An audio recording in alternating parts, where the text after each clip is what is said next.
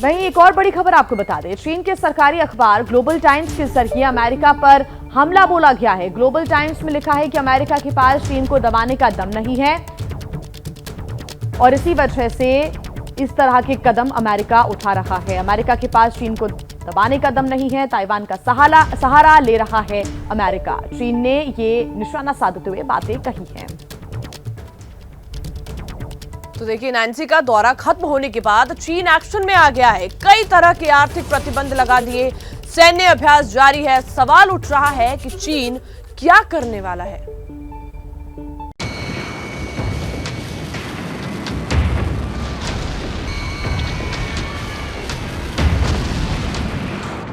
Taiwan चीन सीमा पर बज रहा है तबाही का सायरन।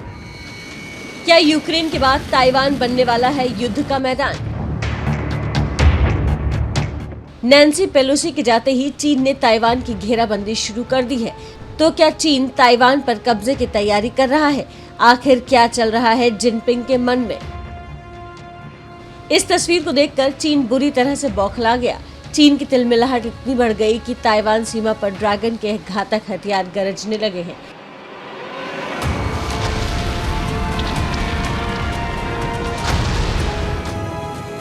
ऐसा पहली बार हुआ है जब धमकियों को दरकिनार कर अमेरिका के साथ मिलकर ताइवान ने चीन को खुली चुनौती दी है।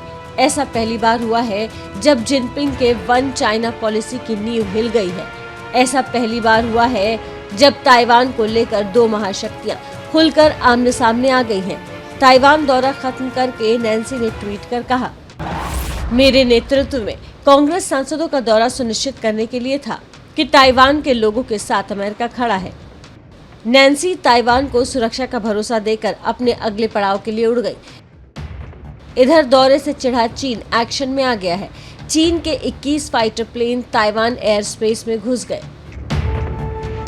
नैन्सी के दौरे के बाद ताइवान सीमा के पास चीन ने अब तक का सबसे बड़ा युद्धाभ्यास शुरू कर दिया है।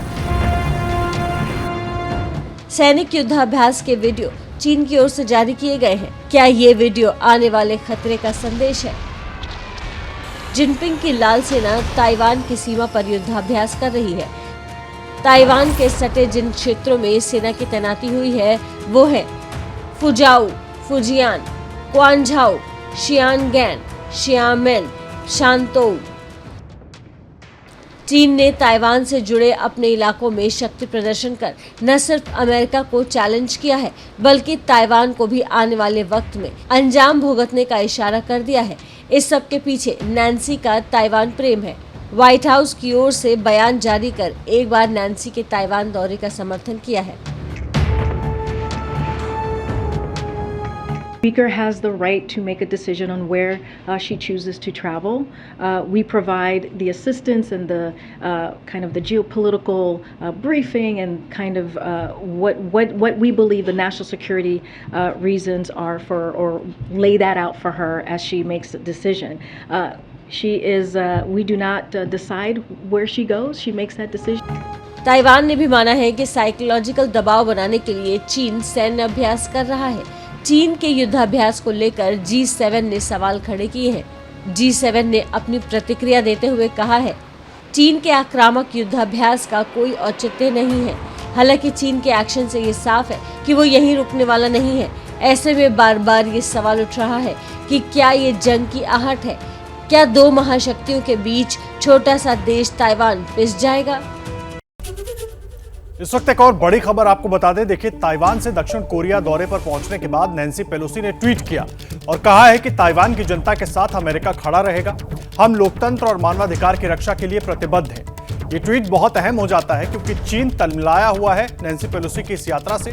वो जिस तरह से आई और जिस तरह से वापस लौटी और अब वो दक्षिण कोरिया पहुंच गई हैं। वहां पहुंचने के बाद उन्होंने ट्वीट किया और उन्होंने कहा कि ताइवान को लेकर ये ट्वीट किया और कहा कि अमेरिका जो है वो ताइवान के लोगों के साथ खड़ा हुआ है और चीन लगातार इस पर विरोध जता रहा है।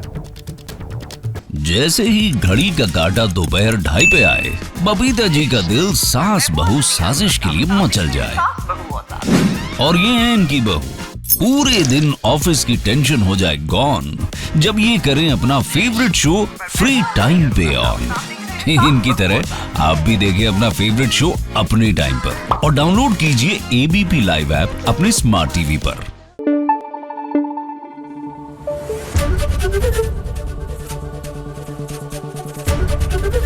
एबीपी न्यूज आपको रखे आगे।